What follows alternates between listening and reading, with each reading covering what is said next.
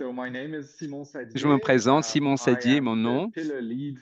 Je suis responsable du pilier mobilité urbaine durable et accessibilité auprès du SSATP, la politique des transports en Afrique subsaharienne. Et je tiens à vous inviter ici pour cette conférence qui a pour titre Adopter les transports informels, un nouveau paradigme pour la mobilité urbaine. Donc, le plan actuel du SSATP, nous avons l'accessibilité comme pilier et vous savez sans doute, il y a des produits de savoir, si je puis dire, que nous avons édités précédemment. Le rapport sur les mythes, sur les réalités pour ce qui est du transport adapté, certains cas d'études qui sont sortis récemment sur Dakar, sur le Cap, sur Kigali également. Et je souhaiterais dire outre de ce type de produit, SSATP organise des ateliers et de l'assistance technique sur ces thèmes. Donc, nous allons passer 90 minutes ensemble pour réfléchir aux pistes d'amélioration pour la professionnalisation, l'intégration du transport adapté sur la foi des résultats issus de l'étude menée par Fatima, ma collègue, un rapport qui s'est nourri de cas d'études issus d'un grand nombre de villes. Donc, nous allons commencer par un propos introductif donné par Mustapha Ben Maas. Il s'agit du chef de programme chez SSATP. Et puis ensuite, nous aurons un exposé les conclusions principales du rapport. C'est Fatima Arroyo Ayoro qui va donner cet exposé. Elle est spécialiste principale de transport urbain et c'était la rédactrice principale de ce rapport aux côtés d'autres. Et puis ensuite, nous allons être éclairés de la part de quatre analystes issus de quatre villes différentes qui ont mené des réformes, qui sont mobilisées avec leurs filières. Nous allons avoir M. Indola Chiaka de Freetown de Sierra Leone, directeur des transports, ministère des Transports et de l'Aviation depuis 14 ans, et il est également coordinateur du projet d'urbaine intégrée et résiliente, IRUMP, pour moderniser le transport au Cape Town. Ensuite, pour le Sénégal, nous avons Amady Barrow Faye, économiste spécialisé en transport, mobilité urbaine. Il est ingénieur responsable du suivi du transport chez CETUD. Et puis ensuite, nous avons du Madagascar, Rojo Andriana Mpoena. Elle est ingénieure en aménagement urbain. Elle travaille à l'Institut supérieur de technologie d'Antananarivo et elle est chef de projet adjoint chez Codatu, c'est une ONG qui propose des améliorations de transport.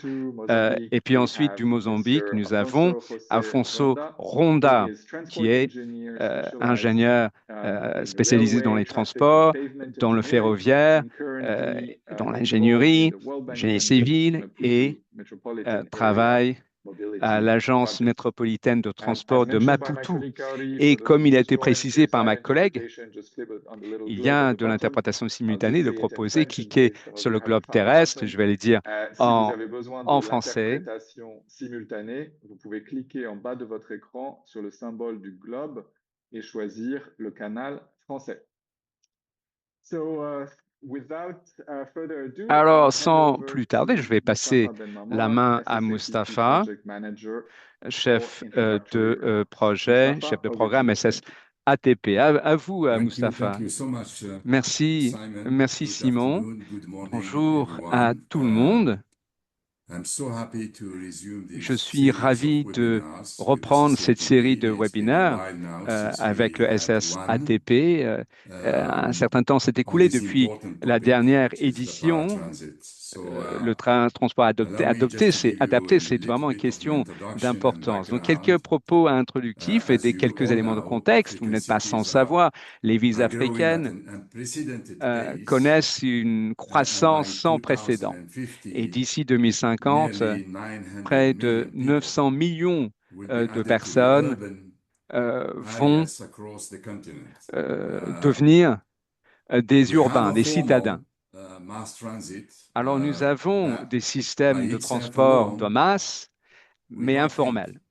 Et ce système ne va pas pouvoir suivre cette cadence de croissance démographique.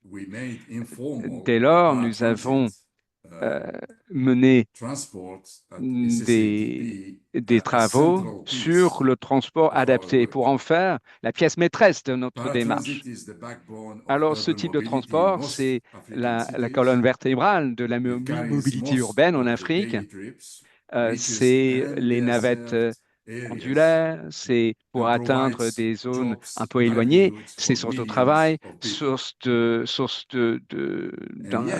revenu pour ces personnes. Mais malgré son importance, ce transport est plus ou moins absent de la planification politique et des politiques officielles. Donc, notre rapport demande à ce qu'il y ait une inflexion de paradigme pour se détacher des tentatives visant à remplacer ce type de transport, mais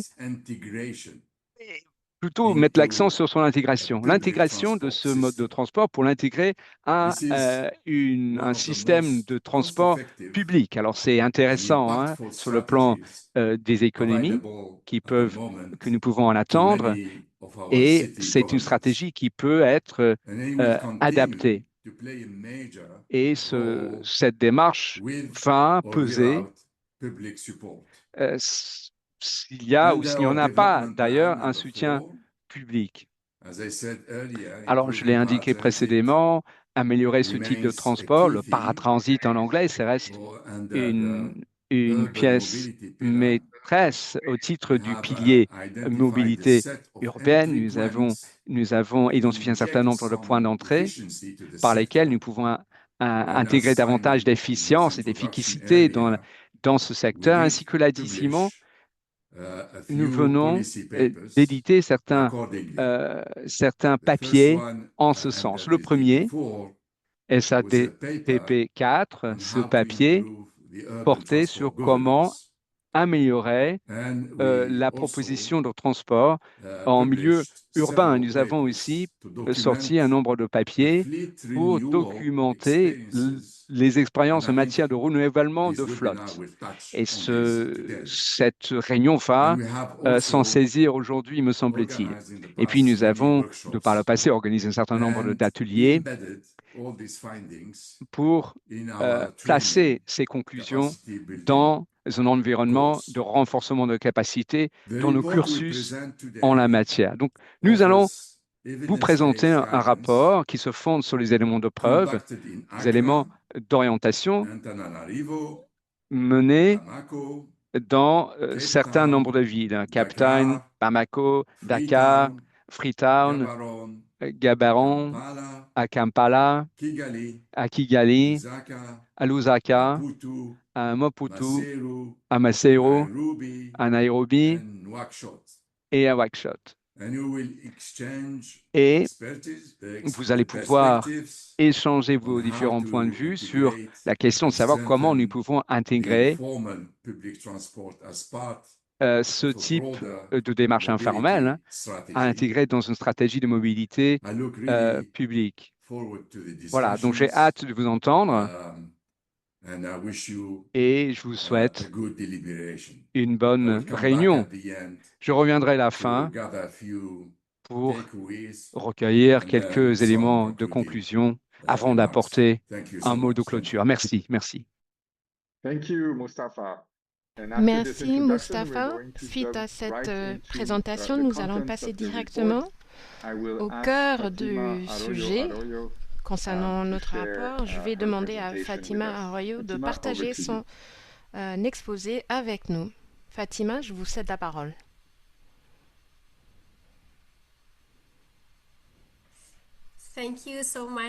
Merci beaucoup, Simon. Et merci à toutes et à tous d'entre vous qui sont présents pour cet atelier. C'est un moment important pour nous qui travaillons chez la ATP. Ce moment de présentation sur le nouveau paradigme pour la mobilité urbaine qui réunit de nombreux articles sur les transports publics informels, dites IPT. Imaginons, le temps de quelques secondes, que l'une des villes africaines que vous connaissez arrêtait les minibus, les taxis-motos ou d'autres formes de transport public informel le temps d'un jour. Dans la plupart des villes africaines, plus de 90% des transports publics sont représentés par ces modes de transport. Et ces modes vont continuer à s'élargir, à croître. Et les besoins en matière de mobilité ne vont pas cesser de croître non plus. Ces modes de transport vont rester dominants et tout à fait pertinents dans les décennies à venir. Et au vu de ce contexte, chez la SSATP, nous nous sommes rendus compte qu'il fallait faire du plaidoyer en faveur d'un changement de paradigme. Nous allons examiner les IPT en tant que cœur des solutions pour l'avenir des villes africaines.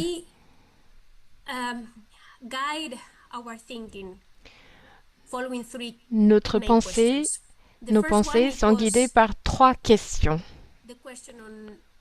Tout d'abord, comprenons-nous vraiment suffisamment les transports publics informels dans les villes d'Afrique subsaharienne? Deuxième question, quelles sont les expériences pratiques en Afrique subsaharienne et ailleurs qui démontrent la façon dont les IPT peuvent être améliorés et que pouvons-nous en conclure?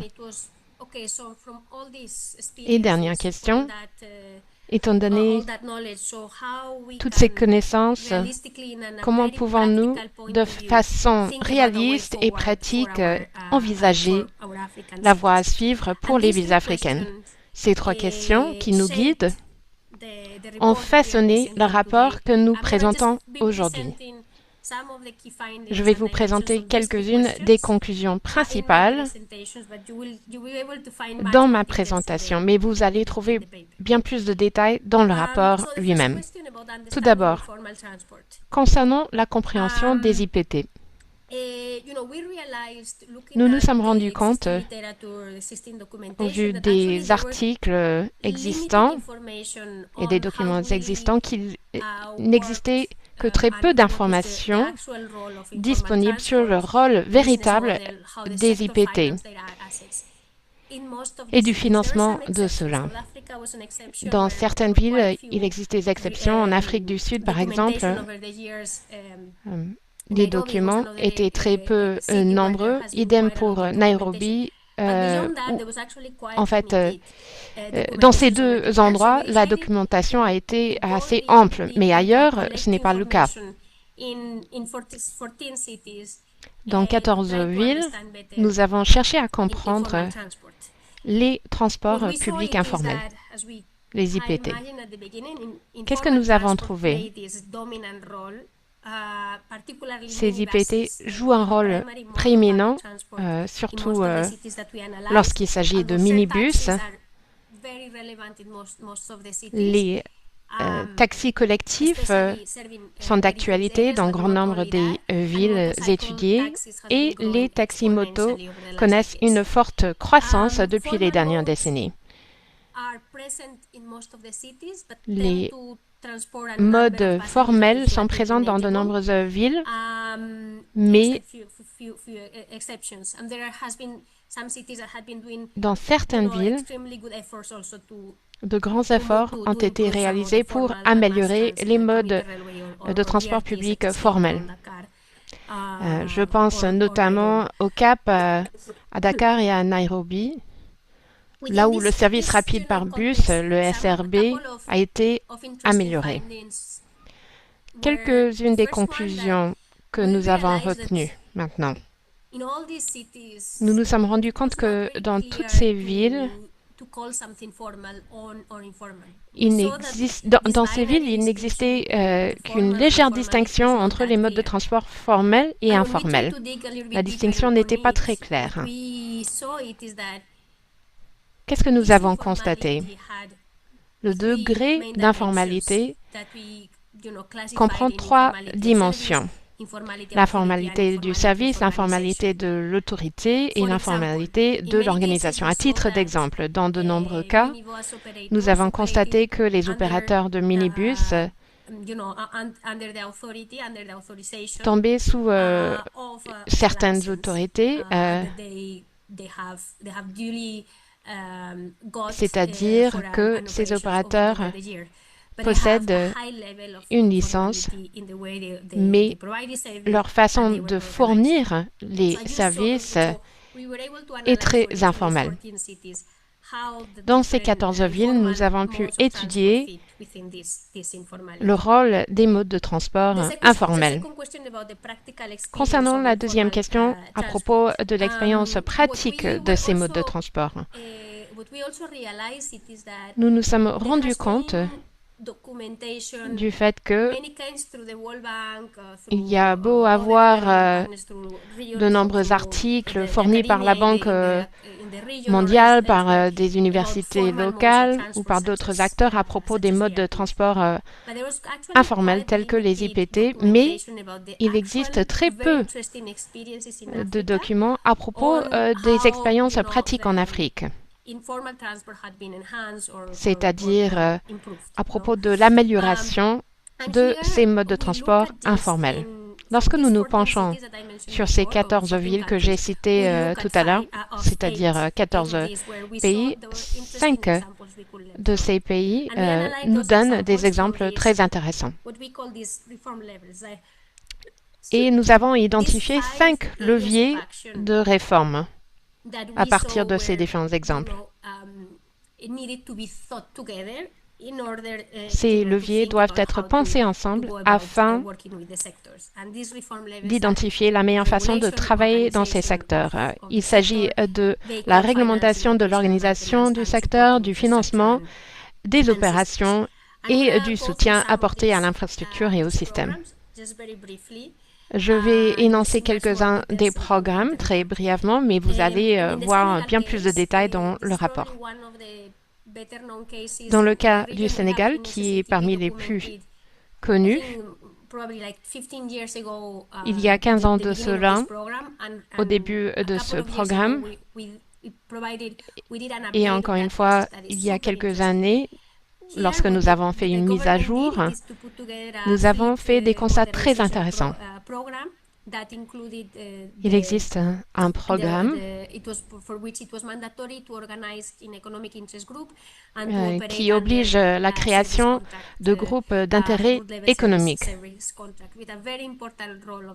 et l'établissement d'une licence d'exploitation. Donc, les institutions reçoivent un fort soutien. Au niveau du soutien aux opérations et de l'entretien, le gouvernement fournit beaucoup d'aide. Ce qui m'a particulièrement frappé chez le cas du Sénégal, c'est que pendant la première phase du programme, le gouvernement a fourni un soutien très important au programme, avec un excellent suivi, un excellent taux de remboursement des opérateurs. Et au fil du temps, le système s'est transformé en un système à un fort taux de financement par les banques commerciales locales et par d'autres mécanismes. Un autre cas de figure qui nous intéresse beaucoup est le programme de récapitalisation des taxis en Afrique du Sud. C'est l'un des programmes régionaux qui s'est avéré capable de soutenir, je crois que c'était 72 000 véhicules renouvelés, des licences formelles existent et l'immatriculation légale des véhicules est obligatoire en vertu de la réglementation. C'était intéressant de voir comment la prime à la casse a pu permettre la spécialisation des acteurs de financement. Les modèles développés pour limiter les risques réels et perçus induits par ces formes de transit, de transport. C'est un autre point très important. Ici, nous avons l'infrastructure et l'organisation et l'entretien qui sont parmi les leviers principaux. Dans le cas de figure du Kenya, le gouvernement a pris une décision il y a bien des années de réglementer les transports publics et de fournir des licences d'exploitation officielles et de monter des coopératives d'épargne et de crédit, dites les SACO. Ici, de façon intéressante, le gouvernement n'a pas fourni de subventions ni de soutien financier à l'achat de véhicules des transports publics informels, mais grâce à ces coopératives, ces SACO, le financement était disponible. Ici, nous avons constaté que le financement vient du bas vers le haut plutôt que l'inverse. Maputo nous a fourni un autre cas de figure intéressant. Et tout à l'heure, l'un de nos panélistes nous en parlera davantage. Ici, tout un paquet de réformes ont été mises en œuvre pour permettre l'accès au financement des véhicules grâce à un fonds des transports qui a été monté avec des baux opérationnels. Les opérateurs intéressés pouvaient s'organiser en coopérative pour avoir accès aux contrats de service. L'AMT, c'est-à-dire l'autorité des transports de Maputo, a été créée et en plus nous avons l'exploitation et l'entretien comme d'habitude. D'autres cas existent bien sûr, mais je vais me tenir au temps qui m'est imparti. Voici quelques-unes des leçons apprises de cette expérience très intéressante. Dans le rapport, nous avons également détaillé des expériences d'autres régions du monde, mais aujourd'hui, je vais me concentrer sur les expériences en Afrique. L'une des dimensions clés est la suivante. Dans certains cas,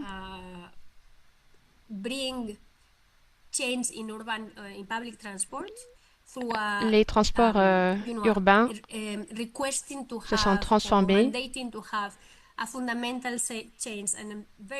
suite à une demande de changement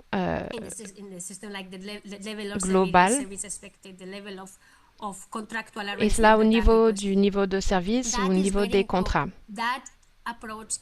Cette approche n'est pas très compatible lorsqu'on cherche à intégrer des opérateurs informels au réseau. Il leur est très difficile de s'intégrer au système. Mais une approche progressive est bien plus susceptible de pouvoir intégrer les transports informels. Et qu'est-ce que j'entends par cela?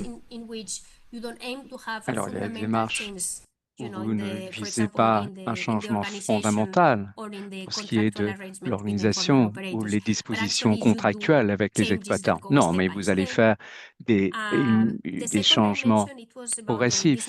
Et puis ensuite, le modèle économique, la viabilité, les marges des différents exploitants. On doit les prendre en compte, on doit les intégrer à la réflexion sous-jacente. Et nous l'avons vu, il y avait certains modèles qui reposaient sur le financement de véhicules. Donc, c'est très important hein, que les véhicules soient faciles à acheter et c'est ainsi que ces programmes auront un attrait pour la filière. Nous l'avons vu que les autorités publiques jouent un rôle primordial pour guider, pour impulser la vision, pour stimuler la mise en œuvre de ces programmes impliquant le transport informel. Mais nous avons sous-estimé le travail, l'approche du terrain vers le haut, et ce sont ce type d'initiatives que nous devons faire progresser.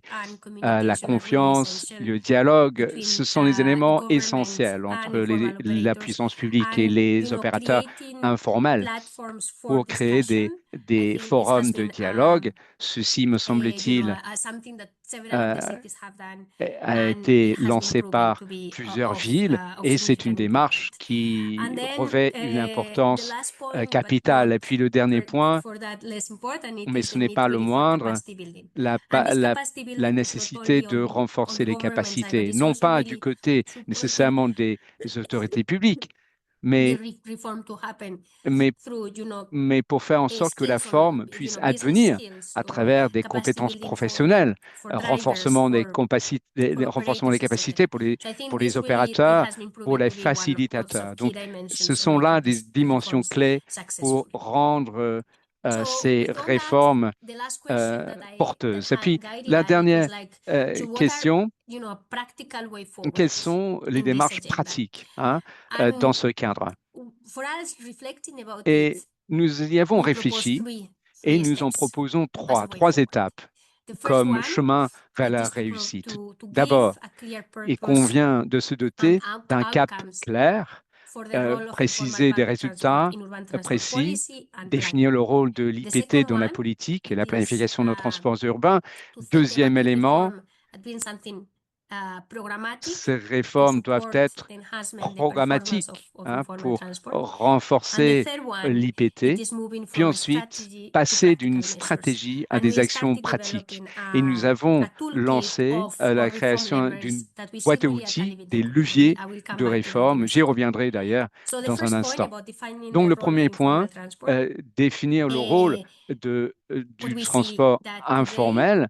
Que voit-on aujourd'hui? Eh bien, ce type de transport est invisibilisé dans les politiques, la planification. L'essentiel de ces politiques dans la sphère africaine. Il faut changer cela. Il faut poser sur les politiques de transport dans les régions qui suivent deux pistes, développer des modes formels. Donc, il faut suivre cela, c'est important. Mais il faut absolument qu'il y ait une autre piste porteuse de la création de normes et porteuse du transport informel. Donc, il faut définir la politique, il faut définir le rôle du transport informel dans votre politique et de planification de transports urbains, et cela va détailler quels sont les jalons à passer pour faire aboutir à votre démarche. Et puis ensuite, il convient de réfléchir à soutenir la filière de façon programmatique. J'ai évoqué ces trois dimensions d'informalité, n'est-ce pas, du côté du service, du côté de l'autorisation et du côté de l'organisation, la structuration. Donc, pour nous estimons qu'il faut se doter d'une vision programmatique pour la gestion de ces trois dimensions. Donc, En fin de compte, nous devrions pouvoir avoir, enfin plutôt défendre des changements pour améliorer la possibilité que les organisations puissent se regrouper pour apporter des améliorations. Et puis ensuite, cela va retentir favorablement sur les services rendus. Et avec ça, avec ces organisations sectorielles, nous avons ici les différentes étapes. Alors, ce sont les jalons importants.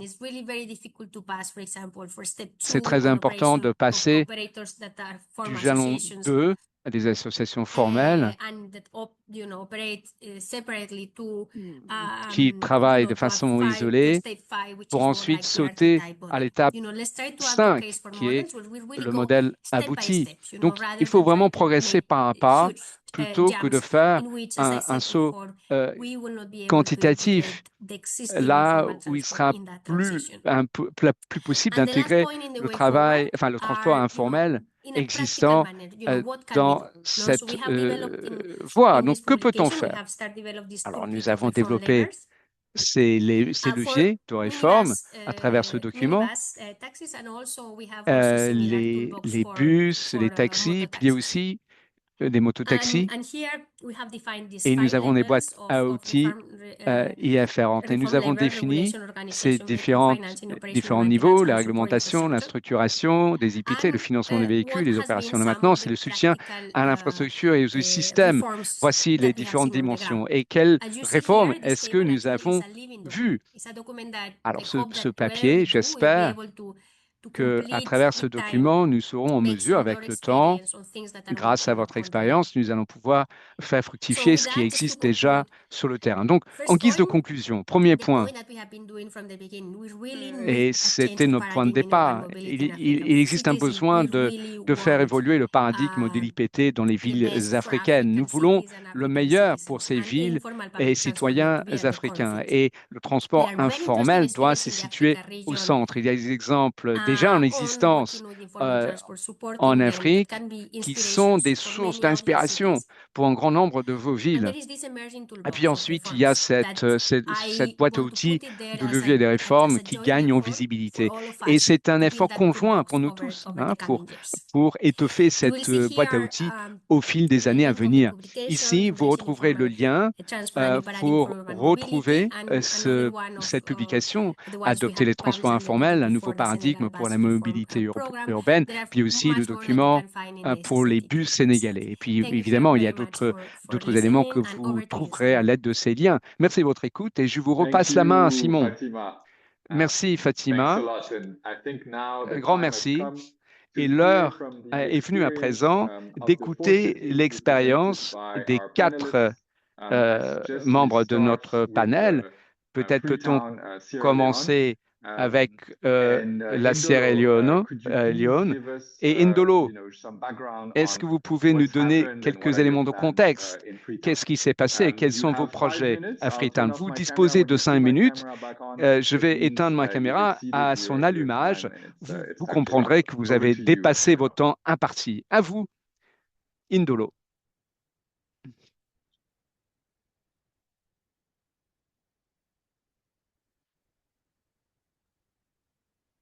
Indolo, est-ce que vous m'entendez? Est-ce que vous pouvez activer votre micro?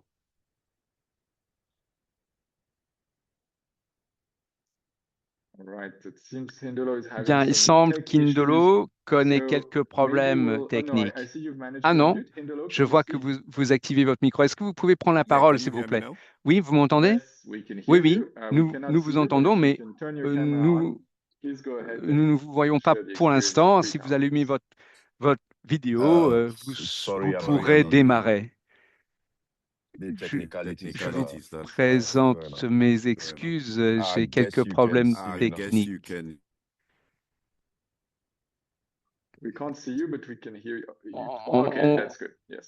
On ne vous voit pas. Si, on vous voit à présent.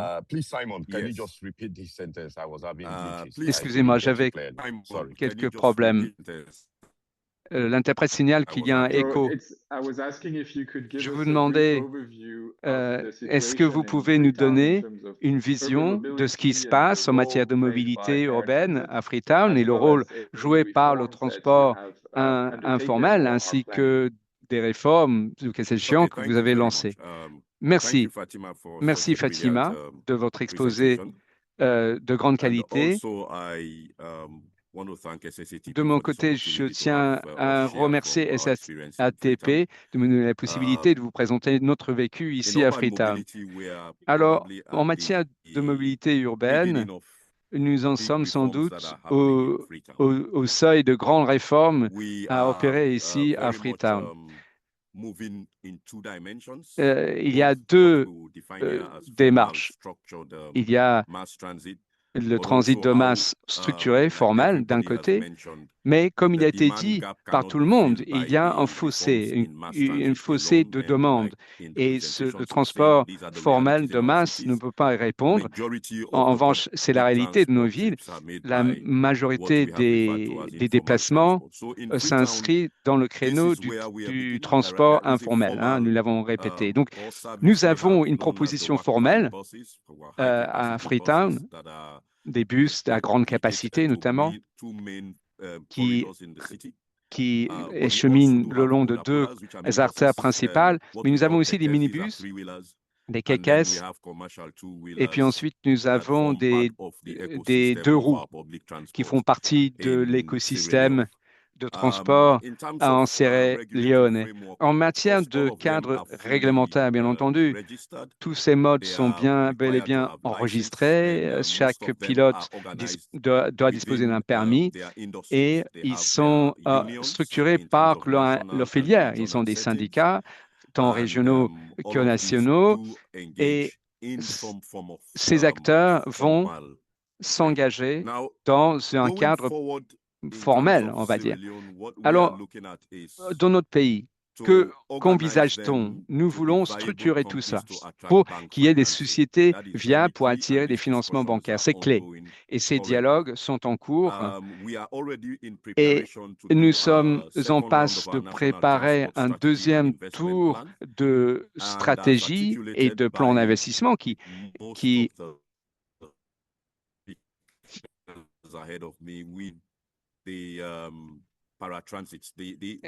alors, ça inclut le transport informel. C'est intégré à cette stratégie. Pourquoi? Eh bien, nous ne pouvons pas lever les fonds actuellement pour transformer tout pour ce qui est du transport de masse ou les réalités qui existent sur le terrain. Alors, il y a l'ampleur des investissements, mais il y a aussi la topographie et la géographie de nos villes qui nécessitent finalement que ces deux roues ou ces trois roues existent parce que ces engins jouent un rôle important. Et puis évidemment, ça donne du gain-pain pour nos jeunes, surtout à Freetown. Et donc, c'est une façon peut-être de structurer leurs prestations. Alors, je mets un terme à ce propos en disant que je comprends fort bien pourquoi les décideurs politiques s'y intéressent, parce qu'il y a un point d'entrée facile sur le marché. Alors, c'est à double tranchant, n'est-ce pas? Mais cela peut créer beaucoup d'engorgement et une recrudescence de criminalité.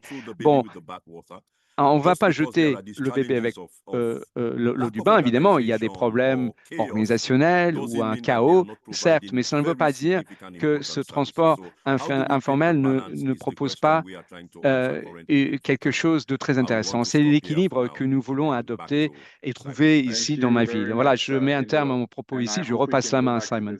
Merci, Indolo. J'espère que nous pourrons revenir sur la question de l'emploi et son importance, et puis l'accès aux capitaux. Et nous y reviendrons, j'espère. Dakar, au Sénégal à présent. Je vais parler en français. Amadi Barofai, donc à nous partager un aperçu du paysage dakarois en matière de transport artisanal. Donc une brève présentation en fait des modes de leur organisation et des réformes qui ont été entreprises et de celles qui restent à venir. Amadi, à vous la parole.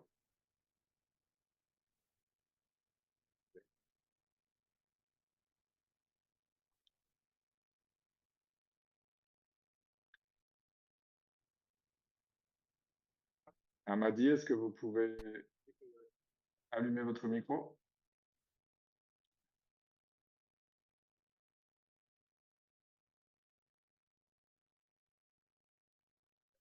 Oui, effectivement. J'ai allumé le micro, mais toujours la C'est bon, caméra ne passe on vous entend, on vous voit pas, mais La vous caméra ne pouvez passe pas. commencer. Ok, allez-y, La c'est pas caméra ne grave. passe pas. Merci, peut-être je vais aller un peu vite. Euh, présenter le transport à Dakar. Peut-être je vais partager mon écran.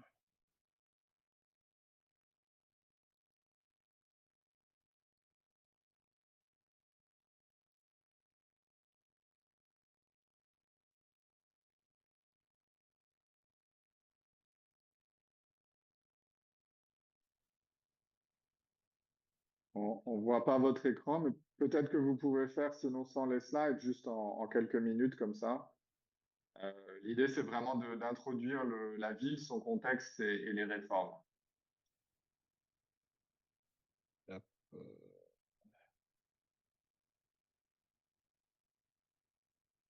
D'accord.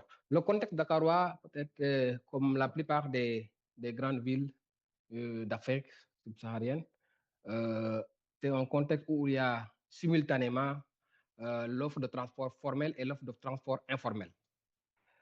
Parce que le transport formel, tant qu'il y a un gap d'offres formelles, il y a le transport informel qui se crée naturellement. Et Dakar n'a pas échappé à cette règle. À Dakar, vers les années 90, il y avait une forte dominance des transports informels.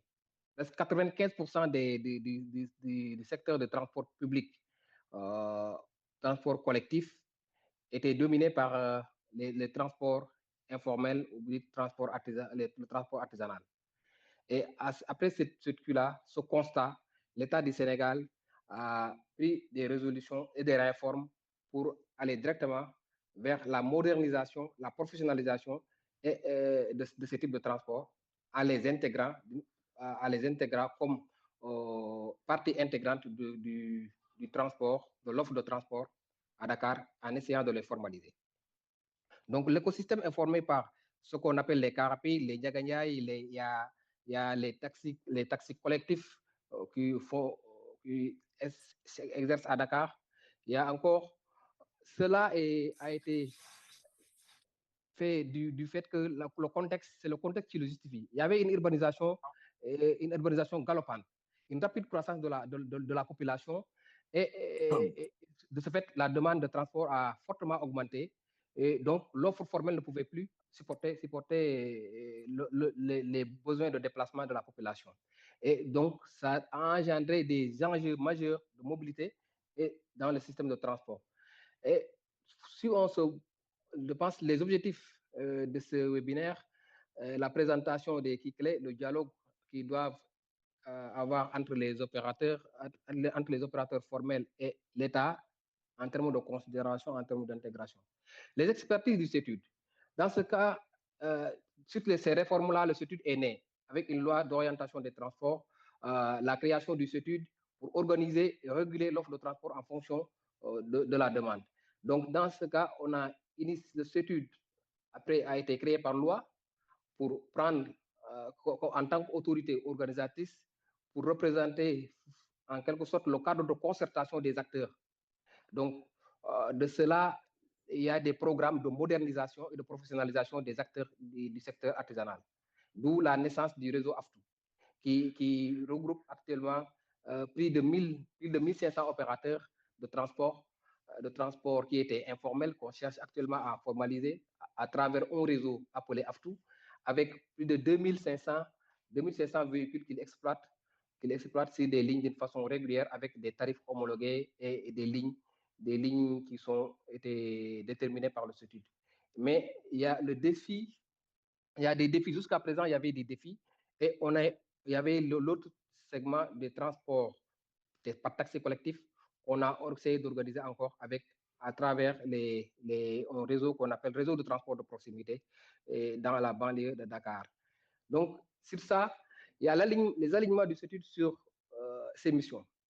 On a essayé d'organiser le transport sur le périmètre de compétences en essayant de reconnaître l'activité de ces acteurs du transport informel, en les intégrant, en les organisant en association d'opérateurs et en essayant de formaliser du point de vue administratif et de mettre en place des formations adaptées à ce type d'exploitation.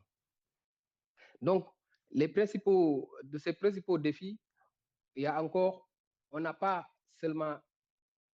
allié modernisation et professionnalisation. Pour moderniser, on a hiérarchisé le réseau et on les a segmentés. On l'a segmenté d'abord, parler des groupements des taxis collectifs, le groupement des transports par minibus, et encore, il y a le réseau formel qui était là, le réseau d'académiques. On a essayé de mettre en place une forme d'hiérarchisation. Avec l'arrivée des transports de masse, on a le BRT, le TR qui ont été hiérarchisés au premier niveau pour jouer le premier rôle. Et il y a le niveau restructuration parce qu'on a un projet de restructuration et le réseau classique BRT. Ensuite, on a le secteur informel qui est par taxi collectif.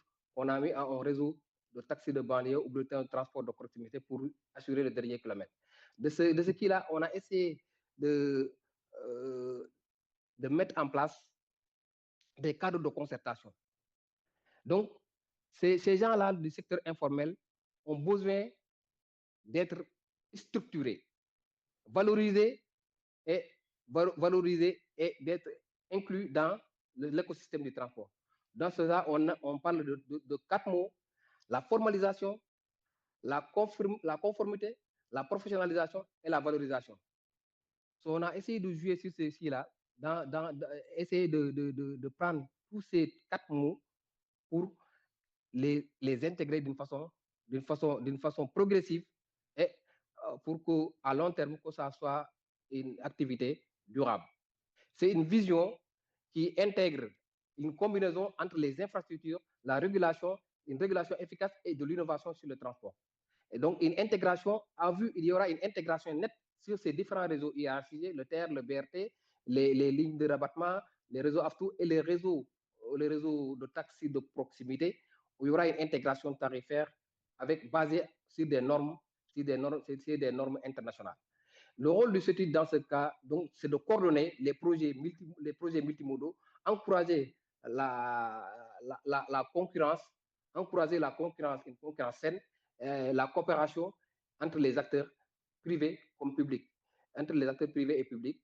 Ce transport, donc la stratégie, c'est viser un système de transport intégré, résilient, accessible et respectueux de l'environnement. Donc, c'est la raison pour laquelle le CETUD, pour appliquer les politiques de l'État, la vision de l'État, c'est résolument tourné vers le transport beaucoup plus résilient, le transport beaucoup plus respectueux de l'environnement. Donc, pour ces mots de conclusion, je voulais dire que normalement, à Dakar, la vision du CETUD, c'est d'essayer de formaliser, d'essayer de faire de sorte que ces transports informels soient conformes à la réglementation, de les professionnaliser et de les valoriser. Surtout de les valoriser, de les reconnaître, parce que c'est des entités, des opérateurs qui ont une organisation qui sont beaucoup plus organisés d'une façon beaucoup plus organisée, mais à l'apparence, ils ne sont comme s'ils ne sont pas organisés, mais ils ont une organisation interne. Donc, il faut les reconnaître leurs activités et essayer de les intégrer. Je pense que c'est ça, sur le point de vue, ces mots de fin. Merci à vous. Merci beaucoup, Amady. Donc, cet accent mis sur la professionnalisation est bien noté, l'importance du cadre, des mécanismes de dialogue, de la reconnaissance et de la création d'un climat de confiance, comme un autre participant le mentionnait sur le chat à l'instant. Tournons-nous maintenant vers Madagascar, où le secteur du transport artisanal joue lui aussi un rôle important. Rojo, est-ce que tu peux nous dépeindre un petit peu la situation en matière de mobilité urbaine, le rôle donc, du transport artisanal, et puis les projets de réforme dans lesquels Codatu notamment est impliqué? Bonjour à tous. Tout d'abord, merci à SSADP pour ce rapport qui pose un cadre essentiel sur la nécessité d'un nouveau paradigme pour le transport artisanal. Alors, je voudrais illustrer ces propos par le parcours concret d'Antananarive à travers deux projets de réforme auxquels Kodatu est impliqué. Juste en contexte, en 2018, environ 3 millions d'habitants résident dans le Grand Antananarive et la capitale accueillera 5 millions d'habitants d'ici 2033. Les taxis B, appellation des bus locaux, représentent 72% des moyens de transport motorisés utilisés. La part modale de transport motorisé la plus importante à Antananarive revient donc à ce type de transport, soit près de 8500 minibus générant jusqu'à 1,5 million de trajets par jour. Cette immense flotte est organisée en coopératives urbaines sous l'égide de la commune urbaine d'Antananarive et en coopératives suburbaines sous celle de l'Agence des transports terrestres. Cette dualité administrative reflète un cadre réglementaire fragmenté, source de chevauchements et de conflits. Et derrière ces chiffres se cachent toutefois des défis majeurs, tels que une atomicité extrême, c'est-à-dire un propriétaire pour un véhicule en moyenne, une grande précarité des emplois dans le transport et une offre de services irrégulière et polluante. Face à cette réalité, la première grande initiative de Kodatu Antananarive fut le PAMU, ce qui est le programme d'amélioration de la mobilité urbaine de 2009 à 2016. C'était un projet pionnier, né d'une coopération décentralisée avec la région Île-de-France. Son ambition était de professionnaliser les taxis B et de structurer un secteur atomisé. Le PAMU a apporté des outils concrets, la première cartographie du réseau, par exemple, la création d'abribus, la réhabilitation de terminus et surtout une modélisation économique qui prouvait la faisabilité de renouvellement des véhicules. Pourtant, le PAMU a échoué à devenir pérenne. Les raisons sont plutôt institutionnelles, c'est-à-dire un portage politique instable, fragilisé par des changements d'équipe, des interférences par le haut, comme le lancement en 2013 d'un projet parallèle de bus chinois par la présidence qui a court-circuité le processus, mais qui finalement n'a pas abouti. Et enfin, le retrait du partenaire technique qui est l'Institut des métiers de la ville en 2018 et qui a signé la fin du programme. Les opérateurs qui s'étaient engagés ont vécu une crise de confiance. La leçon fut claire. Un projet technique, aussi solide soit-il, ne suffit pas sans gouvernance stable et partenaires pérennes. Cette expérience nous enseigne que la professionnalisation du secteur est un sujet très complexe. Elle suppose une connaissance fine du terrain et une présence de longue durée.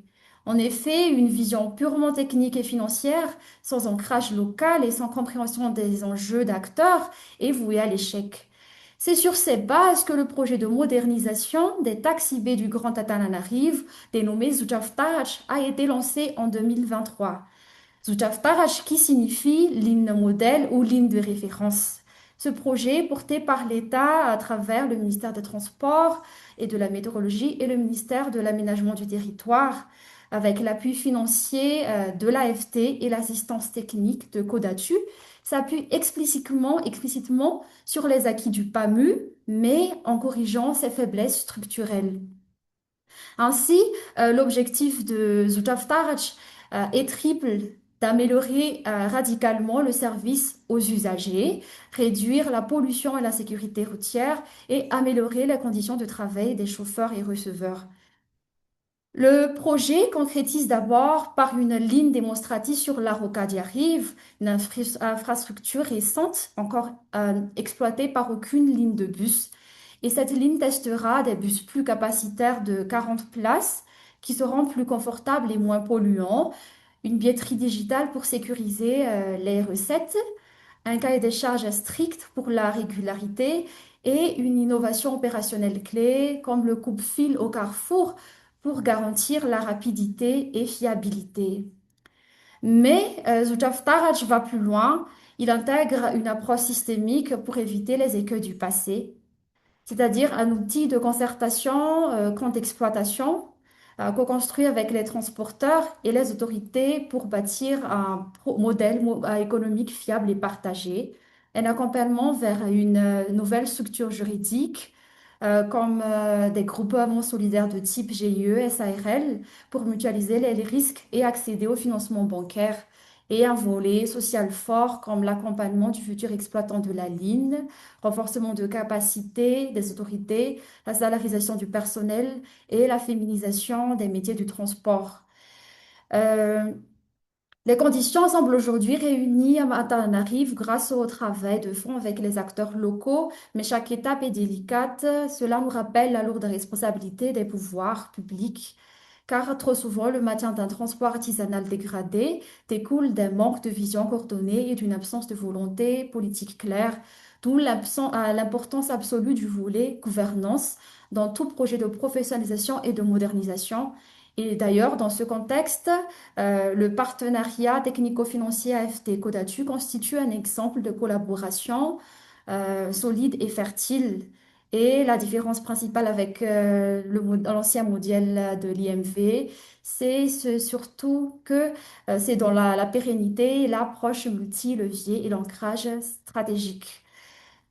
Juste pour terminer, à Madagascar, seul Kodatu est en mesure de se positionner sur l'ensemble de ces champs pour une approche vraiment systémique. Et notre valeur ajoutée réside dans une compréhension fine des dynamiques locales, des jeux d'acteurs et des blocages institutionnels. Et ce positionnement unique en fait un partenaire idéal pour accompagner les transports complexes. Merci. Merci beaucoup, Rojo.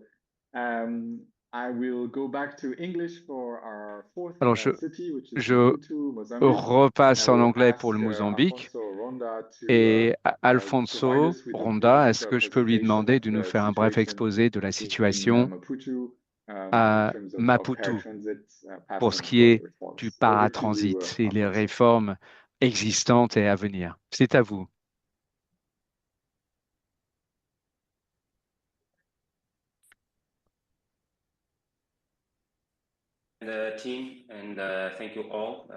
Merci. J'espère que vous m'entendez bien. Dites-moi si c'est le cas. Très bien. Alors, Fatima nous a brossé un tableau initial très utile. L'interprète n'a plus de son. L'interprète n'a plus de son. Your sound is breaking, Afonso. Votre son n'est pas stable, Afonso, signale Monsieur Sadier.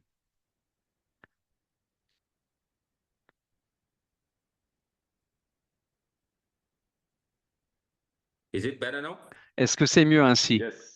Oui, c'est mieux. No, thank Très you. bien. I was Merci de saying l'avoir that signalé. Fatma gave Alors, an initial Fatma nous a overview of donné Maputo, probably that is une reflective of the vision situation that panoramique was prevailing a couple of years qui ago, est le reflet de where ce qui existait il y a AMT 2 was ans. being formed. AMT, à l'époque, était en train de AMT se stands for constituer. Agência Metropolitana de Transportes.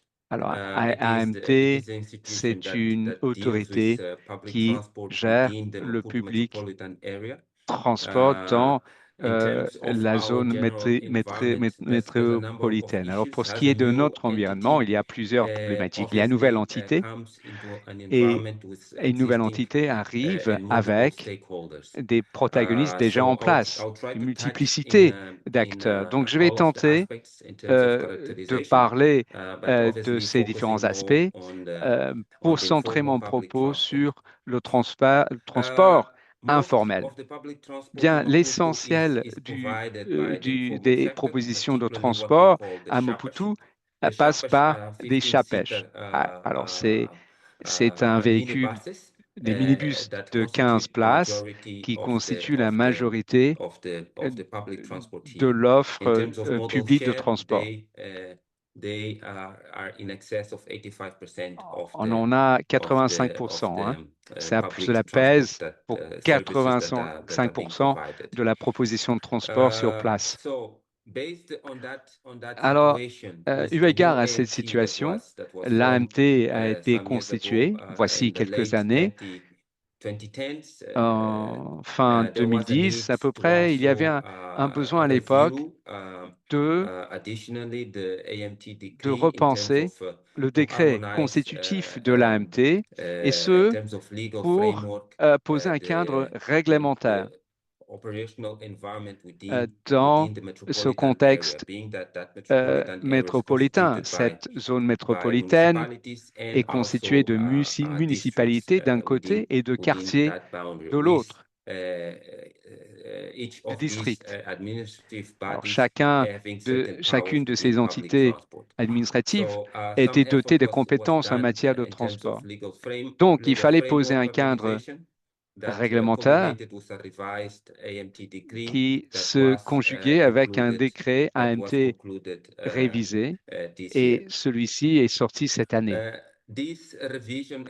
Alors, cette révision en matière de cadre réglementaire a été menée dans le cadre du projet de mobilité urbaine dont je fais partie, qui a pour but d'apporter des changements, d'améliorer le cadre réglementaire, renforcer des capacités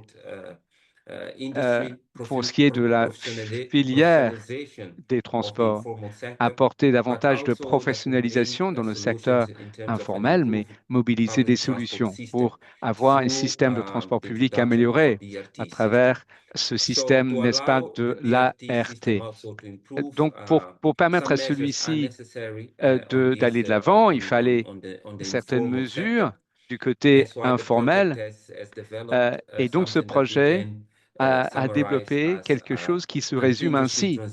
C'est un processus de transition de la filière. Dans le cadre de cette transition, évidemment, nous avons mené des études pour comprendre le changement modal, qu'est-ce qui existait dans la zone métropolitaine de Maputo en matière, n'est-ce pas, de changement modal. Et puis, nous avons mené des études pour comprendre les démarches d'enregistrement et d'immatriculation pour bien saisir le nombre de véhicules disponibles dans le cadre du système de transport public. Alors, dans un premier temps, cette démarche voulait évaluer, apprécier le nombre de véhicules qui étaient licites, qui agissaient dans la légalité.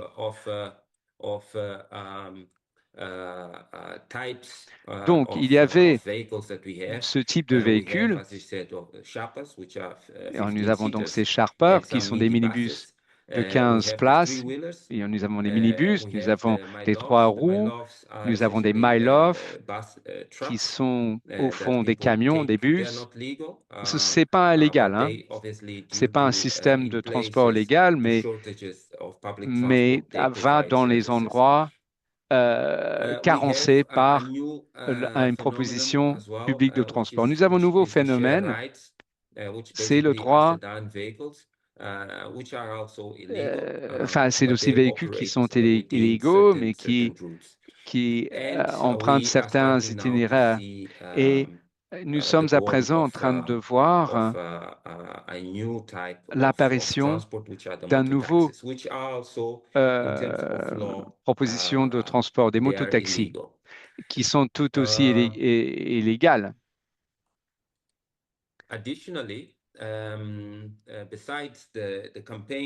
Alors, nous avons essayé de comprendre le nombre de véhicules qui existent et d'apprécier les conditions qui prévalent. Et donc, nous proposons des formations pour renforcer les capacités, des formations qui essentiellement se dirigent vers des pilotes, mais également pour les gestionnaires. Nous proposons des formations, et ce depuis un certain temps. Nous avons déjà conclu au moins deux séries de formations. Au titre de ces formations, en raison des questions de genre, nous avons un programme précis qui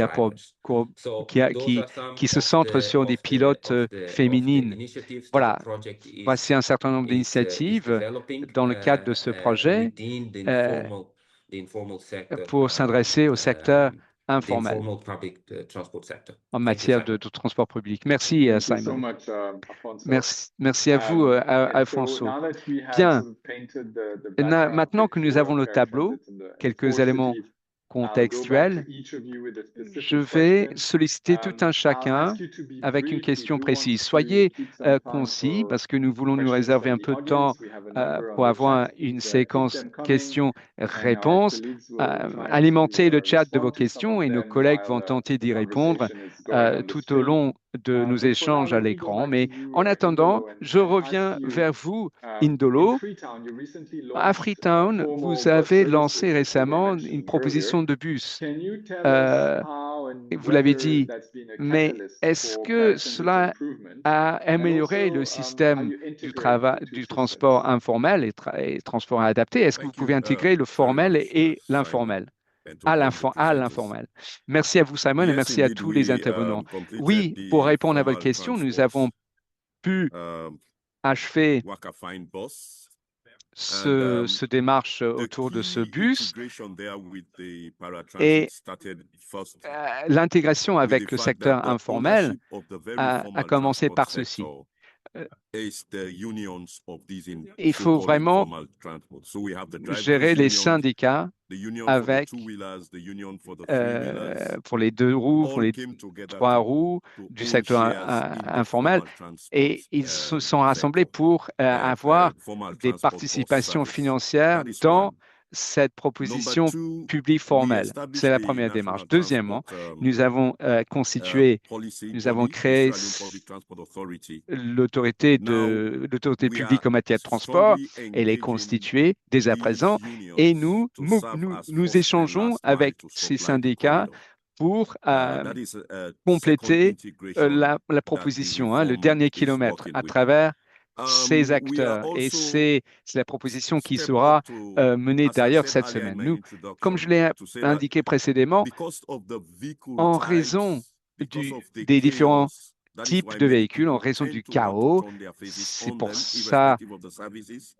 So que what we have done is ces to transports sont utilisés, provide under the mais project that we had, the Integrated and Resilient nous Urban avons Mobility Project ce in the projet Ministry of de Transport, to mobilité actually au pay sein du for legal ministère. services, Nous avons to help them acheté establish companies within these des unions prestations that juridiques can pour meet the permettre à basic requirements établir of des banks sociétés au sein to de be ces able for them syndicats to go to get loans to change their fleet. pour être alimentés de prêts The bancaires. third aspect is for us to Troisième look at aspect, how we qu'on vient de address the issue regarder of the comment concerns the public will raise, which is that, well, some, on prenne à bras-le-corps les particularly with préoccupations du young public, ladies taking surtout des jeunes two-wheelers and femmes three-wheelers qui prennent late at des night, 3 they roues et 2 complain roues about their bags, tard dans la their nuit. phones, and in few extreme cases, Dans they certains have cas had extrêmes, rape issues. il y a eu So des to that viols, extent, we are ainsi que des now vols de téléphone et le reste. Donc barcodes for all three and two-wheelers maintenant, that will be visible on the on vests veut of the drivers, so que that les you can pilotes actually portent just des vestes très scan their visibles. barcodes and you can get all the details of Comme that ça, motorbike. vous pouvez relever But les also informations that ayant they are trait au clearly véhicule registered simplement within a à regarder leur sub-region. veste So visible. Freetown Mais is ils sont divided into également various enregistrés dans regions, leur and région. we Freetown call them est what we call constitutif de 3 counties. régions, ce sont des And so we comtés, can know how many et bikes ainsi are registered peut-on under voir this combien county and de under which motos union sont and which immatriculées sub-union. et That enregistrées is another auprès de reform. tel ou tel syndicat. C'est une Finally, autre the réforme. integration Et of puis the ensuite, reforms l'intégration de for ces the réformes pour ministry for the sake of the environment. As we have all alluded to, nous I don't avons want to bore you effleuré with tous cette statistics, question. Je ne veux pas vous but ennuyer avec des majority of the statistiques, mais trips are done by these l'essentiel 2 de and ces 3-wheelers. déplacements sont We faits started par ces 2 working roues et on 3 roues. is to get Et solar donc, panels on top of the nous 3-wheelers. voulons avoir des We panneaux have solaires done over sur ces 150 of 3 those, roues. Nous and en we avons are équipé plus also de transitioning 150 the et motorbikes where they can just swap the nous batteries faisons and do faire not des waste transitions time, à ces because you motos know pour one qu'ils of their fassent une strengths is the substitution flexibility of de their batterie, parce turnover, qu'évidemment, and you don't ils want the sont très reform to souples impede that et nous ne flexibility. voulons pas que la So we réforme are looking pèse at sur how cette they can easily souplesse. swap their Ainsi, batteries nous and voyons on the comment go. So we are also ces bringing the pilotes de reform moto peuvent alongside their ICE counterparts to remplacer begin to leur engage the batterie. Donc, on unions as essaie to the benefit of d'inclure dans les dialogues les syndicats pour les sensibiliser aux bénéfices apportés par cette démarche de mobilité, des gains financiers, notamment qui peuvent en attendre. Merci, Indolo. Votre connexion n'est pas très fiable. Il y a des interruptions. Je vais peut-être passer à l'intervenant suivant, mais merci de votre exposé. Une question Amadi. un peu sur la dimension, le rôle en fait d'une autorité organisatrice des transports urbains, puisque le CETUD est l'une des plus anciennes de ces autorités sur le continent africain. Donc, est-ce que vous pouvez peut-être nous expliquer en quoi cet environnement institutionnel est propice à une bonne prise en compte du transport artisanal dans le système de transport public et le rôle joué par le CETUD à cet égard en 2 minutes? Merci pour cette question. C'est une question très pertinente. Le CETUD, je pense que c'est la plus ancienne des autorités organisatrices, ou bien l'une des plus anciennes. Donc, le CETUD est né d'un constat et d'une volonté de l'État pour organiser le secteur transport informel en particulier, et en alliant ce secteur du transport informel, en essayant de le prendre comme une partie complémentaire, une activité complémentaire au secteur du transport public formel. Et ici, le CETUD se veut le cadre de concertation des acteurs. La vision, c'est pas de tout faire, mais de faire de telle sorte que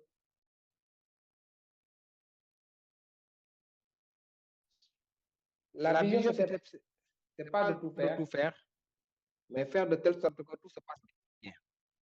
Et on se veut le cadre de concertation. Dans le cadre de ces projets, on regroupe l'ensemble des acteurs. On essaye de faire de sorte que l'ensemble des intervenants dans le secteur du transport jouent leur partition. Ici, pour le secteur du transport informel, d'abord, on les a regroupés en entités. En entités, et on les a formalisés. Les formaliser et les régulariser. Après ça, on passe à la professionnalisation. À la professionnalisation et on passe à la professionnalisation et à la modernisation de leurs activités d'une manière générale. Et ce qui a permis d'avoir une confiance. Le CETUD a essayé de mettre un climat de confiance entre en tant que représentant de l'État vis-à-vis des opérateurs de transport, parce qu'on les a monté une piste qui permet d'améliorer leurs activités et d'améliorer au finish la mobilité d'une manière générale à Dakar. Parce qu'on ne peut pas ignorer des acteurs qui représentent une grande part une grande part modale, qui font au moins plus de 50% des parts. On ne peut pas les ignorer. Donc, on a trouvé l'option de les intégrer d'une façon définitive, de les intégrer et d'essayer de professionnaliser et de moderniser leurs activités. C'est ce qui nous a donné des résultats escomptés et qui ont permis d'être une miroir dans le cadre de la professionnalisation du secteur informel. Merci Amadi. Maintenant, je me tourne vers Rojo pour évoquer une des spécificités finalement de l'initiative portée par Codatu à Madagascar, qui témoigne plutôt d'une dynamique ascendante, bottom-up, si on la compare aux autres exemples qui ont été présentés. Donc, partant d'un niveau plus opérationnel pour essayer de transformer le secteur, son organisation. Est-ce que vous pouvez nous parler un peu des avantages et des difficultés associées avec cette approche ascendante? Merci Simon pour la question. Alors, effectivement, l'approche de Codatu Antananarive est ascendante, c'est-à-dire que nous partons des transporteurs, des usagers, des réalités du terrain pour transformer le secteur. Nous organisons par exemple des ateliers de construction avec les habitants, les transporteurs et les divers acteurs. Et nous avons également organisé en avril 2024 un forum qui réunissait l'ensemble des parties prenantes de la mobilité Antananarive et qui a débouché à une feuille de route adoptée par le pouvoir public. Alors, les avantages sont, par exemple, des solutions plus réalistes et adaptées aux vrais besoins. Les acteurs locaux adhèrent au projet car ils y participent directement et cela crée aussi une dynamique solide, par exemple, parce que le changement vient d'eux et ce qui rend aussi le projet durable. Néanmoins, cette approche présente aussi des difficultés. Par exemple, c'est assez lent parce que construire un consensus prend du temps et bien plus qu'un mandat politique. C'est aussi complexe parce qu'il faut concilier les intérêts de milieux de petits opérateurs, des autorités et des usagers. Et à la fin, c'est fragile parce que une décision improvisée d'en haut peut tout remettre en question, comme on l'a vu pour le cas du PAMU. Merci. Et juste pour conclure, le rôle de Codatu est donc essentiel car nous assurons la continuité, la médiation et la mémoire du projet pour protéger cette construction patiente malgré les obstacles politiques. Merci beaucoup, Rojo. And the last question is for Afonso. Une dernière question pour Alfonso. Au Mozambique, les améliorations ont commencé par la création de coopératives en 2017, à moins que je me trompe. Et maintenant, elles font partie intégrante de la stratégie. Est-ce que vous voulez bien nous expliquer la façon dont le renforcement de la structuration de l'industrie a pu mettre en place les fondements pour l'avenir du secteur? Merci beaucoup, Simon, pour cette question. En effet, grâce à la formation des coopératives, une réponse a été donnée, un début de réponse a été donné aux questions des opérateurs.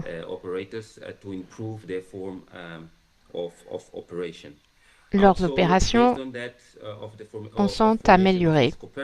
Et grâce également à la formation de ces coopératives et à la création de l'AMT, nous avons constaté que l'approche adoptée a intégré les coopératives aussi bien que l'AMT au niveau de la gestion de l'industrie.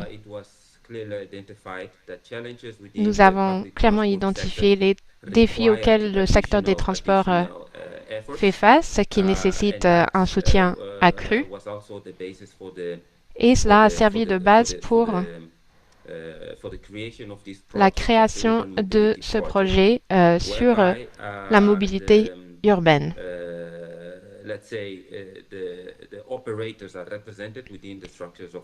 Les opérateurs représentés dans le projet ont bénéficié des projets conçus au sein du ministère des Transports et des Logistiques.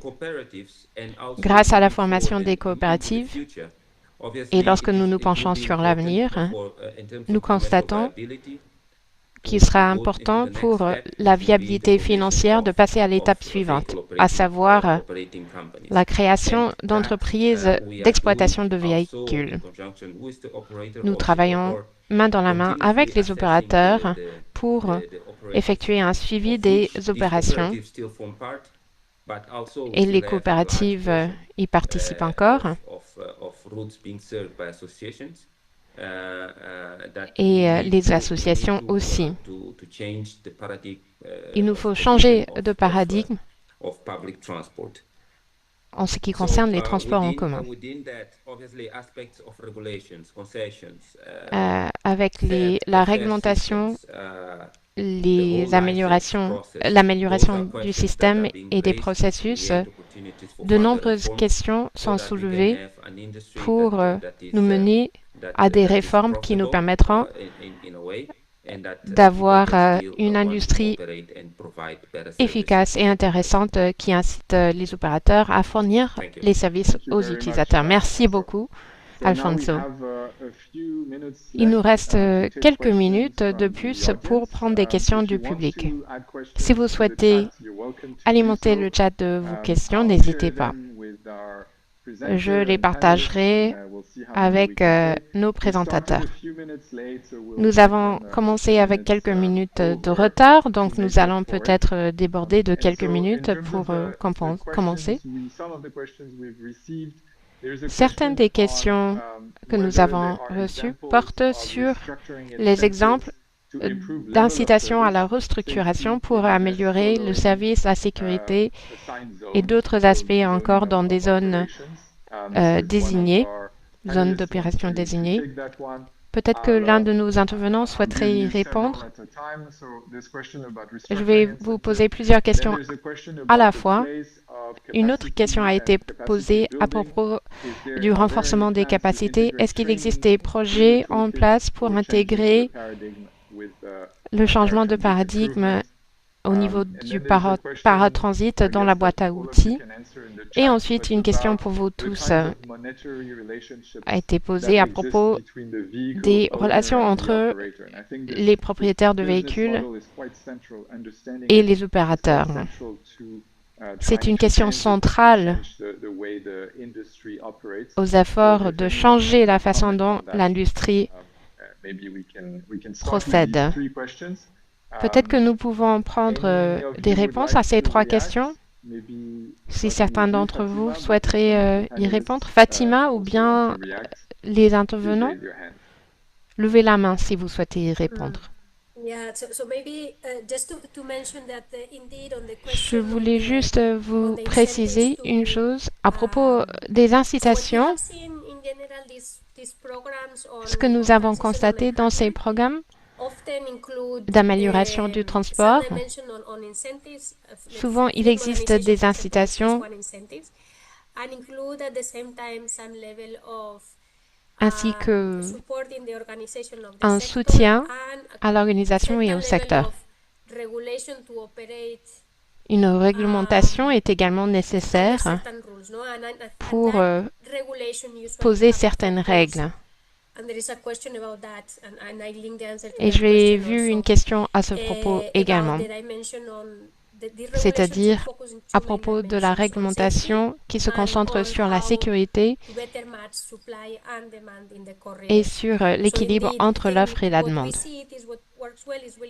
Ce qui s'avère plus efficace, c'est un ensemble de services, un paquet de leviers qui peuvent être actionnés ensemble pour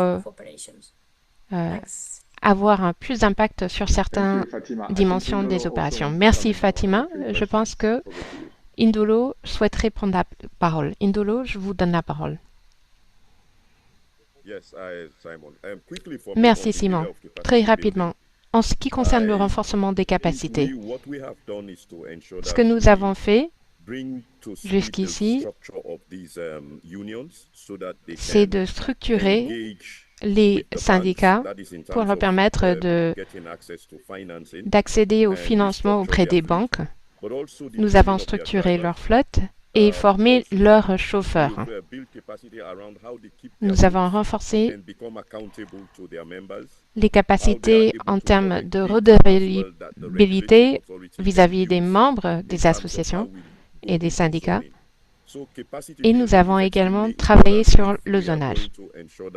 Le renforcement de capacité est essentiel pour garantir que nous allons travailler aux côtés du paratransit et non pas en lieu de ces services. Et nous cherchons à structurer ces services davantage. Merci. Nous avons vu une question en français. De savoir le fait, en fait, si la formalisation du transport informel en Afrique peut-elle réduire les coûts de transport et renforcer l'inclusivité entre l'urbain et le périurbain sans aggraver les tensions sociales. Voilà, je vais prendre d'abord la première partie de la question. Intégration urbain-périurbain et dimension donc d'équité spatiale et sociale. Et puis ensuite, on a une question sur plus la place des données et donc le rôle que des observatoires de la mobilité urbaine pourraient jouer dans la cartographie, la collecte d'informations sur le secteur du transport artisanal. Et donc la personne qui pose la question voudrait savoir si c'est quelque chose qui va se développer, qui est important pour les décideurs. Donc, est-ce que quelqu'un veut apporter des éléments de réponse à ces deux questions sur, d'une part, l'observatoire et d'autre part, la question de l'équité sociale ou spatiale liée au service de transport artisanal? Ouais. Amadi, allez-y.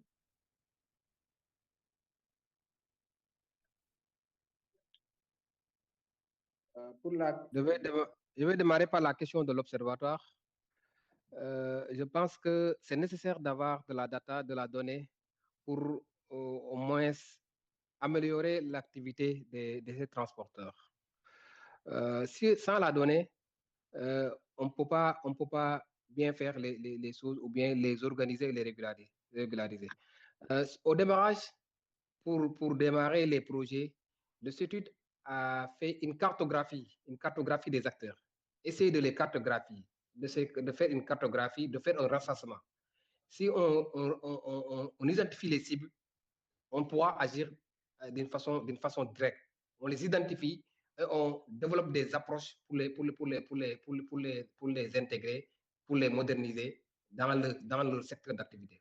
Je pense que la donnée, c'est capital. Et encore, même pour les retours d'expérience sur leur exploitation, c'est nécessaire pour fournir des programmes de modernisation et d'ajustement, bien d'harmonisation des faits.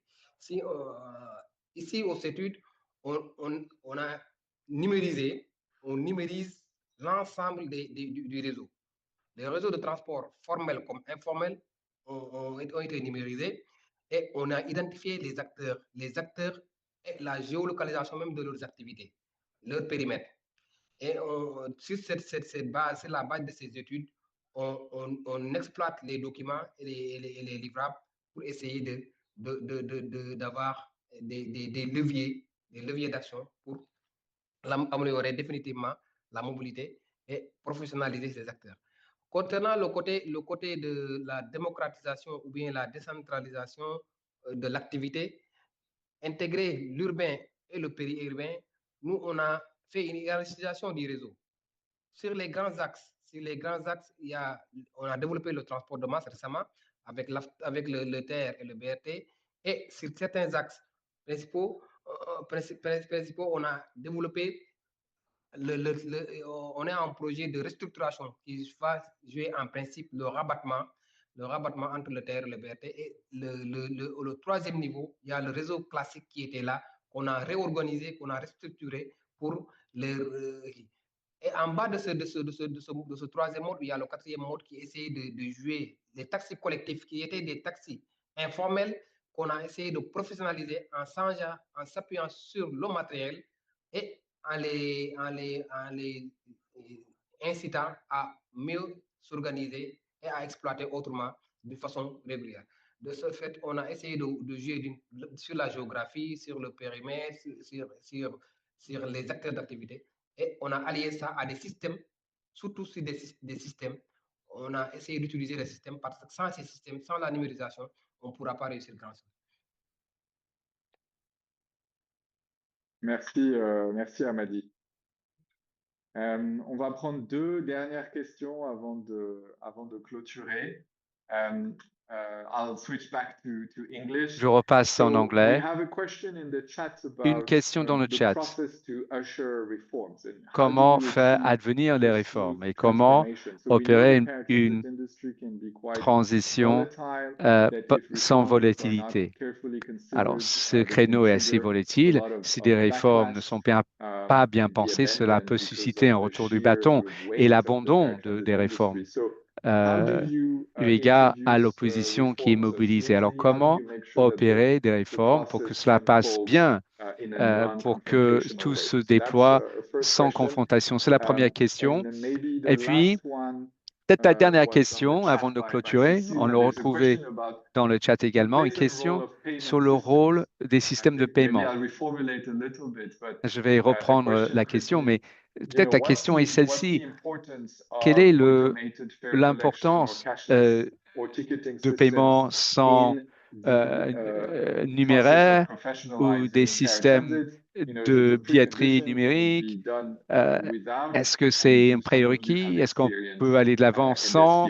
Est-ce que vous avez un vécu professionnel dans ce créneau? Donc, deux questions. Première sur la démarche, comment éviter des conflits au sein de la filière. Deuxième question qui porte sur comment, sur la billetterie et comment encaisser ces types de transport. Qui souhaiterait se mettre en avant? Qui souhaiterait se proposer? Alors, je vais répondre à la première question, dit Afonso, car nous sommes à mi-chemin dans cette démarche et il serait juste, à mon avis, de dire qu'à travers le monde, mais surtout en Afrique, il y a différents accomplissements qui ont été acquis à présent. Donc, là où nous en sommes dans la démarche, et comme nous voulons capitaliser sur ces acquis, autant que faire se peut, nous souhaitons comprendre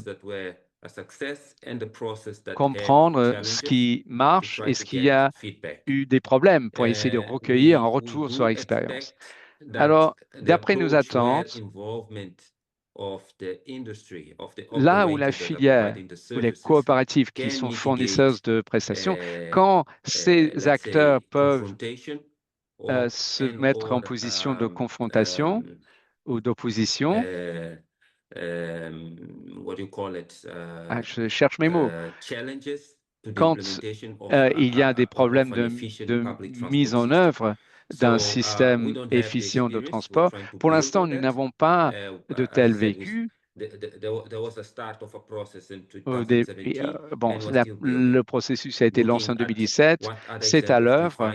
On essaie de recueillir des exemples, surtout dans un contexte africain, mais il faut vraiment, au premier chef, intégrer les opérateurs, les exploitants à la démarche. Merci, Afonso. Y a-t-il quelqu'un qui souhaiterait se manifester sur la question de la collecte des paiements de billets? Je peux y répondre rapidement, Simon, si personne ne se prononce. Alors, de ce côté, qu'est-ce que je peux dire? Tout à l'heure, on parlait de la structuration de la filière et comment nous pouvons voir la démarche comme étant une démarche progressive. Ce que nous avons pu voir est ceci, un pas important dans les démarches, et c'est difficile à atteindre d'ailleurs, ce jalon, c'est la gestion collective de la flotte et des revenus, des recettes, même avec des programmes qui ont eu certains niveaux, certaines structures déjà. Dans la plupart des cas, nous avons pu constater qu'effectivement, il y a des artères qui doivent être empruntés avec un niveau de service adéquat, mais chaque prestation est un peu individualisée. Donc, il n'y a pas cette opération de recueil de recettes collective. Voilà, tout ça pour dire que c'est un élément plutôt complexe à encaisser des recettes. C'est difficile à mettre en œuvre, même si on estime que c'est une bonne solution. Mais c'est difficile pour les raisons que je viens d'avancer. D'un point de vue organisationnel, c'est un pas important. La marche est plus haute, si je puis dire. Mais c'est un élément clé. C'est un élément clé pour bien réfléchir et bien parler des avantages de se doter d'une approche collective. Alors, c'est intéressant parce que vous pouvez apporter la transparence et la redevabilité en matière d'encaissement de recettes. C'est clé. Et cela va vous permettre d'accéder aux banques, au financement. Et donc, l'un des éléments clés pour la question de savoir pourquoi on parle de l'encaissement de ces recettes sur vente de billets, ce n'est pas forcément la question des efficiences. Vous pouvez peut-être être plus efficace et c'est intéressant. Mais en fait, ce qui est clé, c'est c'est être facilitateur, le rôle de facilitation pour accéder au financement. Et on sait très bien que c'est un obstacle pour l'instant dans la filière. Merci Fatima. Je vois que nous avons déjà dépassé l'horaire. Donc, je souhaite à présent remercier les intervenants. Je demande d'ailleurs aux intervenants d'allumer leur vidéo brièvement pour que nous puissions prendre une photo de groupe. Nous allons commencer par tous les intervenants. C'est ainsi que nous pourrons prendre notre photo Est-ce que vous virtuelle. pouvez tous allumer votre caméra pour qu'on fasse une photo de groupe virtuelle? All right, merci. And then I would like to invite, Et puis, j'invite Mustapha en tant que chef de programme SSATP pour apporter le mot de la fin. Merci Simon, un webinaire de grande qualité. J'ai été même tenté d'intervenir parfois pour éventuellement répondre à certaines questions, mais en tout état de cause, au démarrage de ce webinaire, j'ai dit certaines choses et pour le clôturer, quelques recommandations et quelques propos de fin. En fait, comme je l'ai dit au départ, c'est quelque chose, ce travail associé au plan de développement. Mais si je devais signaler certaines choses qui se sont fait jour au fil de cette réunion, je dirais que très clairement, il existe un besoin de faire davantage d'actions de plaidoyer pour démystifier la question du transport informel, le paratransit. Et puis, je pense que cette réunion contribue à faire que l'intégration de transport informel soit plus visible. On a parlé de cette transition, n'est-ce pas, de l'invisible au visible. Et donc, il faut mener ce travail de plaidoyer auprès de nos municipalités et auprès de leurs partenaires. Nous ne devrions pas sous-estimer l'effet de qui pourrait avoir cette action. Je ne pense pas qu'on sensibilise suffisamment la puissance publique à cette question. Alors, deuxième élément, j'apprécie certaines préconisations qui ont été avancées pour avoir une vision programmatique afin de renforcer l'intégration de la proposition de transport informel pour faire la démonstration de son efficacité. Et quelqu'un s'y attelle, d'ailleurs, notamment sur le volet économique. Et cela peut s'intégrer au travail de plaidoyer dont j'ai fait mention à l'instant. Alors, quand on évoque cette question, j'ai pu entendre comment mettre en œuvre ces réformes, comment passer à l'action. Mais il était question de la boîte à outils tout à l'heure. Et j'espère qu'à travers cette boîte à outils, il y sera, on y retrouvera la mise en œuvre, comment, ou des orientations. Alors évidemment, c'est fonction de chaque contexte, de chaque ville, certes, mais une vision pragmatique et une vision programmatique, ces deux démarches vont permettre à faire cette démarche de mise en œuvre pas à pas. Et puis ensuite, du côté de la stratégie de communication, il ne faut pas la sous-estimer non plus. Je pense que cela a transparu à travers des questions qui ont été posées. Je pense qu'on a un bon exemple à Kampala, en Ouganda. C'est un exemple éclairant.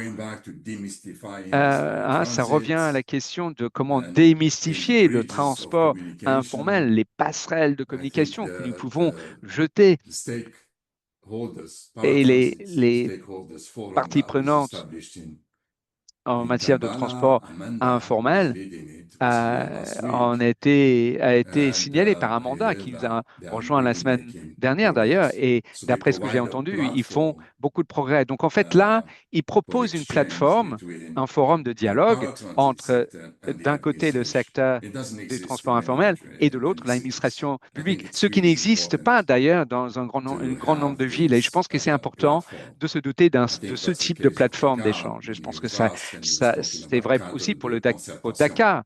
Hein, ce cadre de consultation qui a été évoqué pour la ville de Dakar. Donc, je pense qu'il faut en voir davantage de ces forums pour nouer un dialogue, n'est-ce pas? Parce que c'est une activité fort complexe. Bon. Mais dans l'ensemble, en matière de préconisation, je pense que on a le transport formel en Afrique, c'est des BRT au fond, n'est-ce pas? Cela se résume à cela. Mais on peut les utiliser comme facilitateurs. Hein. Les études en font la démonstration. Mais en tant que tel, ce transport officiel, formel, ne peut pas suffire à opérer la transition que nous appelons de nos souhaits. Et il faut que le transport informel s'intègre dans les démarches de politique de programmation de la part des autorités et les documents en la matière et les stratégies. Je pense qu'il faut mettre cela sur le devant de la scène en Afrique, hein, les réformes en matière de transport informel. Le troisième point, c'est la traduction de ces propositions en actions concrètes pour intégrer les IPT en projet d'urbanisme financé par le gouvernement.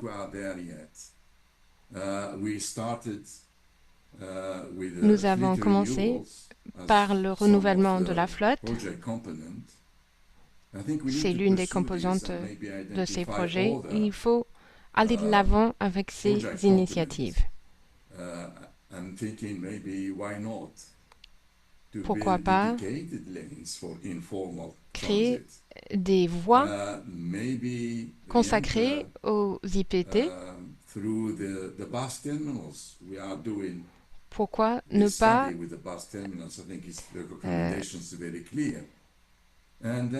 créer un espace pour les IPT aux terminaux et créer une composante renforcement des capacités également, c'est très important. Ma troisième recommandation est la suivante. C'est de faire de la transformation de ces IPT partie intégrante du mandat des autorités urbaines. Il y a quelques années de cela, si je m'en souviens bien, seuls 2 des projets en matière de mobilité urbaine avaient renforcé les transports en commun pour permettre l'intégration des transports publics informels en tant que partie intégrante de leurs activités. Amadi a évoqué le cas de Dakar et si je me souviens bien, Lagos en est un autre exemple. Mais ce n'est pas très courant, ce n'est pas souvent intégré au plan des autorités et c'est quelque chose que nous appelons de nos souhaits. Autant de conclusions et recommandations que je voulais partager avec vous. Avant tout, je tiens à vous remercier, Simon, Fatima, Kaori, d'avoir organisé ce webinaire. Je tiens à remercier nos panélistes, Ndolo, Amadi, Rojo et Alfonso. Merci aux 178 participants qui nous ont rejoints aujourd'hui. Et je tiens également à remercier la SSATP, notamment les bailleurs de la SSATP, l'Union européenne, le gouvernement suisse. et les autres bailleurs de fonds. Merci à vous toutes et à vous tous pour votre participation et votre engagement.